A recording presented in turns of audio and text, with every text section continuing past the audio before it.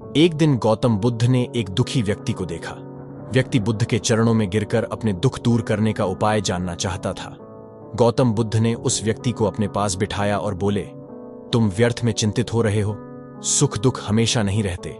मैं तुम्हें एक कथा सुनाता हूं, ध्यान से सुनो। किसी नगर में एक सेठ रहता था। वह बड़ा ही उदारी और परोपकारी था। उसके दरवाजे पर जो भी आता था वह उसे खाली हाथ नहीं जाने देता था और दिल खोलकर उसकी मदद करता था। एक दिन उसके यहाँ एक आदमी आया। उसके हाथ में एक पर्चा था जिसे वह बेचना चाहता था। उसके पर्चे पर लिखा था, सदा ना रहे। उस पर्ची को कौन खरीदता, लेकिन सेठ ने उसे तत्काल खरीद लिया और अपनी पगड़ी के एक छोर में बांध लिया। नगर के कुछ लोग सेठ से ईर्ष्या करते थे। उन्होंने एक दिन राजा के पास जाकर सेठ की शिकायत की, जिससे राजा ने सेठ को पकड़कर जेल में डाल दिया। जेल में काफी दिन निकल गए। सेठ बहुत दुखी था। उसे समझ नहीं आ रहा था क्या करे। एक दिन अचानक सेठ का हाथ अपनी पड़ी की गांठ पर गया।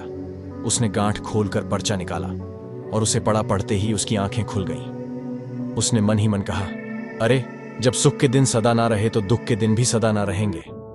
इस विचार के आते ही वह जोर से हंस पड़ा और बहुत देर तक हंसता रहा। जब चौकीदार ने उसकी हंसी सुनी तो उसे लगा सेठ दुख के कारण पागल हो गया है।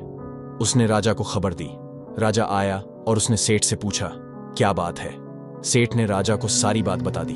उसने कहा, राजन, आदमी दुखी क्यों होता है? सुख दुख के दिन तो सदा बदलते रहते हैं। सुख और दुख तो जीवन के दो पहलू हैं। यदि आज सुख है तो हो सकता है हमें कल दुख का मुंह देखना पड़े।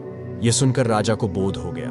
उसने सेठ को जेल से निकालकर अपने घर भिजवा दिया। सेठ आनंद से रहने लगा, क्योंकि उसे ज्ञान हो गया था कि सुख के साथ साथ दुख के दिन भी सदा नहीं रहते। बुद्ध के मुंह से यह कथा सुनकर व्यक्ति के मन का बोझ हल्का हो गया। इसी तरह की प्रेरणादायक कहानी सुनने के लिए चैनल को सब्सक्राइब करें। धन्यवाद।